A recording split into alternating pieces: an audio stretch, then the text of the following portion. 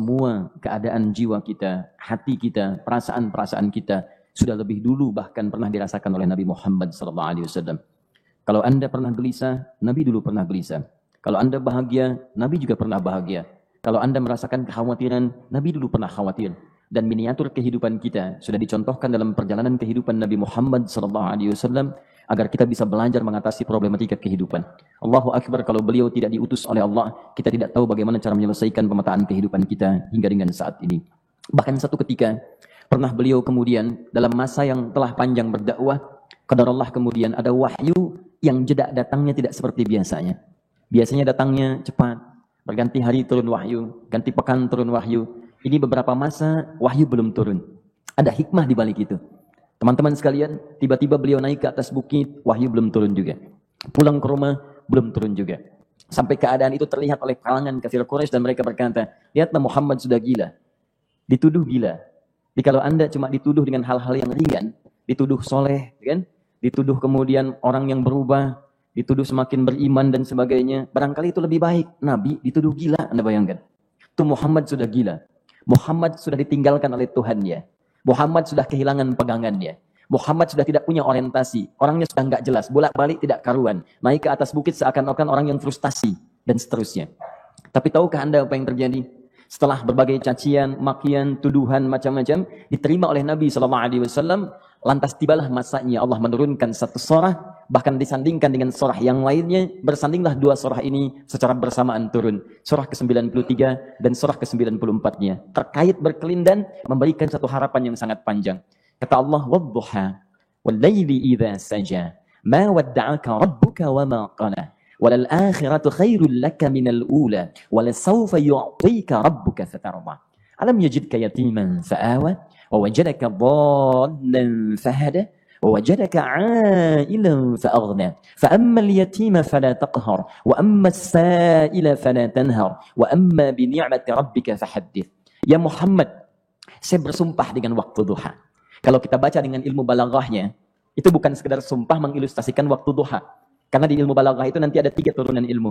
Ada disebut ilmu ma'ani, ilmu mencari kata-kata sehingga ungkapannya sesuai untuk disampaikan. Mana kata-kata yang tepat untuk disampaikan dalam konteks yang ingin dibicarakan. Itu ma'ani namanya.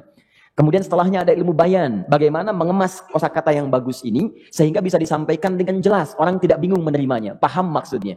Kemudian setelah itu kadang-kadang jelas kalimatnya, tapi kedengarannya tidak indah. Woi, rapatkan, woi, apa belum paham juga? Rapatkan saf. Memang jelas, tapi nggak ngenakin. Maka bagaimana caranya disampaikan dengan jelas, tapi hati kita terasa nyaman. Memuji terasanya nyaman diserahkan kepada Allah, tapi ada kebahagiaan. Disampaikan tidak terasa tergurui, diperintahkan serasanya diberikan jalan untuk mendapatkan kebaikan. Maka yang ketiga disebut dengan ilmu badi' namanya. Ilmu menghiasi kalimat yang disampaikan sehingga terasa dengan nikmat. Turunannya nanti ada majaz namanya. Mengambil sebuah kalimat yang untuk diposisikan pada kalimat yang nyaman disebut dengan kinayah turunannya. Maka teman-teman kata Allah, wadduha. Diterjemahkan demi waktu duha. Bukan sekedar waktu duha. Karena duha itu ada cahaya yang indah. Dirasakannya enak. Antum keluar waktu duha kan enak tuh. Berjemur. Kata orang Sunda moyan gitu kan. Datang. Bahkan sampai dianalisis ada vitamin D-nya bisa terasakan. Ya, kemudian setelah itu ada kenikmatan enak suasananya. Seakan-akan dunia milik sendiri. Yang lain numpang. Wah, nyaman keluar itu. Baik, jadi wadduha itu ingin bersumpah mengilustrasikan waktu kenyamanan yang pernah dilalui. Kalau dalam bahasa tafsir yang luasnya, saya bersumpah Muhammad. Demi segala kenikmatan yang pernah engkau rasakan dalam hidupmu, seperti engkau merasakan cahaya duha itu. Engkau pernah senang, saya bersumpah dengan kesenanganmu. Engkau pernah tenang, saya bersumpah dengan ketenanganmu. Engkau pernah nyaman, saya bersumpah dengan kenyamanan yang pernah engkau rasakan. Walaili idza saja. Dan aku pun bersumpah demi gelapnya malam. Demikian terjemahannya. Bukan sekedar gelapnya malam. Saja itu sesuatu yang pekat. Ya, ini belakang kelihatan agak gelap nih. Untuk memberikan proyek, kesini aja Pak, saya cuma ngasih contoh. Contoh, saya bukan mengeluh, bukan, ingin memberi contoh. Ya, contoh pada ilustrasi yang mau saya sampaikan. Nggak apa-apa, biarkan saja. Saya mau contoh, kasih kata saja. Ya, ini belakang agak gelap untuk memprosesikan cahaya ke sini. Tapi yang mau saya sampaikan, kalau gelapnya begitu pekat, semua cahaya ini nggak ada. Cahaya nggak ada nih, sama sekali tidak kelihatan. Saya mau tanya pada Anda, beraktivitasnya mudah atau sulit? Mudah nggak menemukan sendal Anda di luar? Belum tentu. Menemukan jalan keluar pun belum tentu mudah. Anda mesti meraba-raba jalan. Anda mesti kemudian melihat sesuatu dengan pandangan mata hati Anda. Raba, dan sebagainya. Sampai menemukan jalan itu pun belum tentu benar. Itulah yang disebut dengan gelapnya malam saja pekat. Kadang-kadang ada orang yang menghadapi satu kesulitan yang pekat, suasananya siang, cuman karena masalahnya begitu pekat seakan-akan membuat diri dia gelap. Jalan susah, limbung gitu. Kenapa gelap ya? Padahal terang. Karena masalah menggelimuti dirinya seakan-akan dia diselimuti masalah yang gelap. Bimbang dia, makan gak enak, minum gak nyaman, dan seterusnya. Ya, biasanya makan ayam tenang, ini dikasih yang lebih enak juga rasanya pahit. Gak enak zamannya. Maka kalau kita ilustrasikan dalam suasana tadi Muhammad, saya bersumpah, engkau pernah hidup nyaman, ataupun engkau mengalami masalah yang sangat pekat dalam kehidupan. Engkau alami sesuatu yang dahsyat, sampai engkau bingung, bimbang, pekat, mereka menuduhmu dengan macam-macam. Ma wadda'aka rabbuka wa ma qala. Saya pastikan kepadamu, dalam keadaan nyamanmu seperti dulu, ataupun engkau bimbang seperti sekarang, Tuhanmu tidak akan pernah meninggalkanmu ataupun menuduhmu gila. Orang-orang yang dekat dengan Allah Subhanahu wa Ta'ala, maka Allah akan menjaganya, baik dalam keadaan yang tenang dan nyaman, ataupun dalam kesulitan yang luar biasa. Walal akhiratu khairul laka minal ula. Nanti saya akan tunjukkan kepadamu. Jika kamu telah tabah dan sabar menerima cacian mereka, menerima tuduhan mereka, nggak apa-apa, ini kan muqaddimah. Masa kamu masih panjang? Kamu masih panjang dalam berdakwah, kehidupan kamu masih panjang membawa tugas dan misi. Kalau kamu belum bersabar pada yang sekarang, bagaimana dengan yang di masa depan? Tapi saya pastikan kepadamu, jangankan yang seperti ini, masalah pekat yang paling hebat pun kamu akan hadapi, yang membuat kamu sedemikian sulit lebih daripada ini, yakinkan pada jiwamu, aku tidak akan pernah meninggalkanmu. Ini prinsip dalam kehidupan kita. Jika Anda menggantungkan hidup kepada Allah, Anda bersandar dengan baik kepada Allah, maka ayat ini akan mengatakan teman-teman sekalian, Allah tidak akan pernah meninggalkan Anda dalam setiap kehidupan Anda. Nanti, sekarang perjuangan. Kata Allah, walal akhiratu khairul laka minal ula. Nanti saat kamu tiba di akhirat, saya akan tunjukkan kepadamu, ada yang lebih hebat yang tidak pernah kau rasakan sebelumnya saat di bumi. Tidak akan ada lagi kesulitan yang kamu hadapi. Tidak akan ada lagi cacian yang kamu kemudian hadapi. Tidak ada lagi kemudian tuduhan yang kemudian kamu rasakan. Aku akan berikan apapun yang kamu inginkan sampai kamu puas. Wala sawfa yu'tika rabbuka fatarda. Nanti kamu pengen apapun, aku berikan. Kalau saufa masih ada jeda, ya. Kalau bahasanya wa yu'tika mungkin seketika. Tapi ketika mengatakan saufa, artinya bukan saat ini Muhammad. Sekarang pun aku berikan, tapi nanti yang di akhirat aku berikan sampai kamu merasa puas. Ayo minta apa saja. Hadir, hadir, hadir, hadir. Tapi yang paling indah, kalau kamu tidak percaya, alam yajidka yatiman fa'awa. Cobalah ingat, kalau sekarang sedang susah, coba ingat dulu. Bukankah saat kamu yatim, aku yang merawat sampai kamu tidak merasakan kegelisahan itu? Lahir bapak tidak ada, aku cukupkan dengan kakek. Kakek meninggal, aku hadirkan ibu dan paman hadir di sekitaranmu. Ibu meninggal, ada kakek. Kakek meninggal, ada paman. Dan Khadijah hadir di sekitaranmu. Bukankah aku rawat pada saat itu? Wajadaka dhallan fahada. Kamu sedang bingung, sedang susah. Bukankah sering aku berikan petunjuk kepadamu? Wajadaka ailan fa'aghna. Kamu merasakan kesulitan, lahir dalam keadaan yatim, tidak ada pendukung, maka aku jadikan kaya. Bukankah saat kamu menikah dengan Khadijah, aku tambahkan lagi pendukung untuk misi dakwahmu? Ini pesan dalam Al-Quran. Kalau Anda sedang merasa susah, kalau ingin menenangkan diri, ingat-ingat yang baik-baik yang dulu. Kalau Anda sedang jatuh dalam bisnis, ingat-ingat saat Anda meningkat dalam bisnis Anda. Allah tidak pernah tinggalkan Anda. Mungkin ini ujian untuk membuat Anda lebih hebat lagi di masa depan. Kalau Anda tidak tahan bantingan yang sekarang, bagaimana Anda bisa mengatasi pelintiran yang akan datang? Karena dalam kehidupan bukan cuma dibanting. Anda mungkin mengalami penyingkiran, penyungkuran, lipatan, guntingan, bantingan, macam-macam. Jikalau satu gaya belum bisa Anda atasi, bagaimana Anda bisa berharap mendapatkan turunan yang lainnya? Selalu ingat bahwa jika hidup Anda ingin tampil gaya, Anda harus merasakan tekanan dalam kehidupan. Karena F selalu berbanding lurus dengan P, hukum Pascalnya. Gaya berbanding lurus dengan tekanan. Orang yang ingin tampil gaya dalam kehidupan, maka dia mesti siap menghadapi tantangan-tantangan hidup yang diatasi. Turun ayat. Sampai ujungnya. Jikalau kamu sudah begini lagi, jangan pernah kamu membentak orang lain. Jangan pernah merendahkan orang lain. Karena Allah pun menjaga setiap hamba sepanjang ia mendekat kepadamu. Setelah itulah turun kemudian surah Al-Insyirah. Alam nashrah lakas sadrak. Antum kenal Nabi Musa?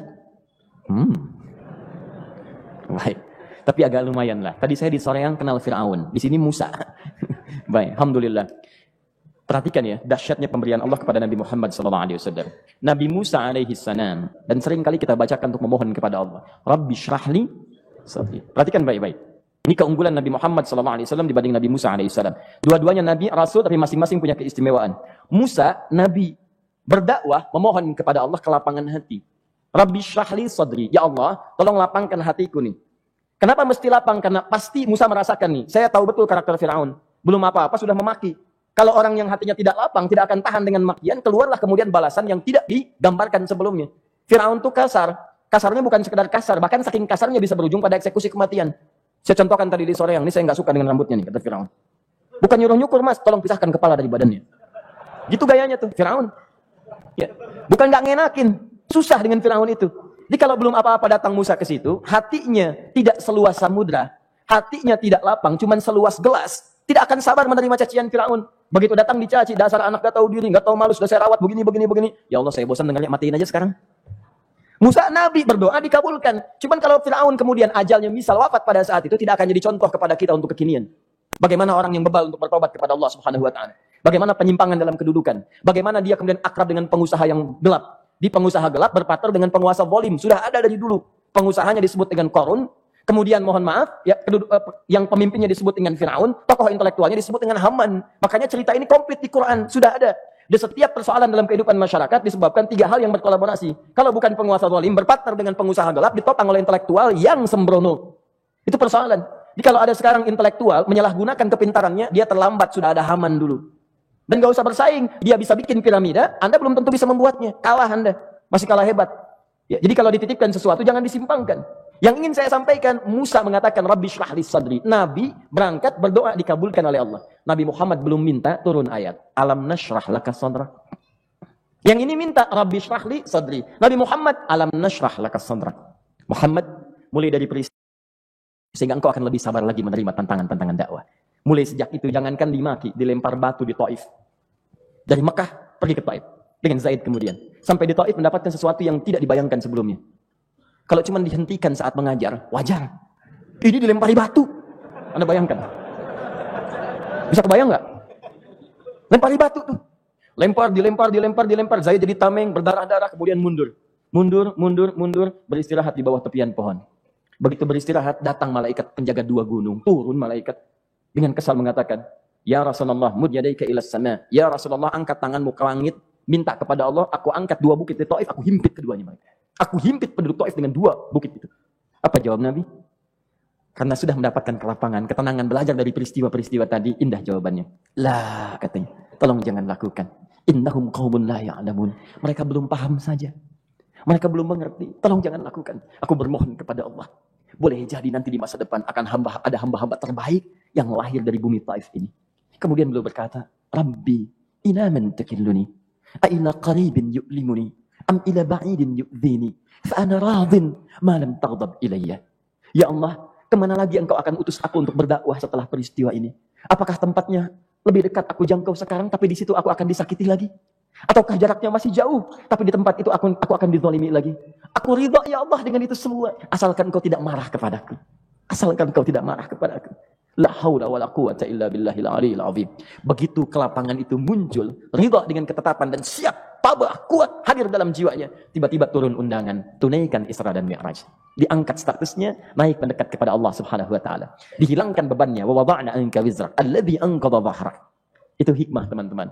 Barangkali kalau antum saat ini datang ke masjid ini untuk kajian, sedang bawa beban, ada kesulitan, penuh dengan macam-macam, barangkali dibacakan surat Ad-Duha tadi untuk memberikan harapan kepada Anda. Ini bukan PHP, karena ini bukan masalah urusan manusia.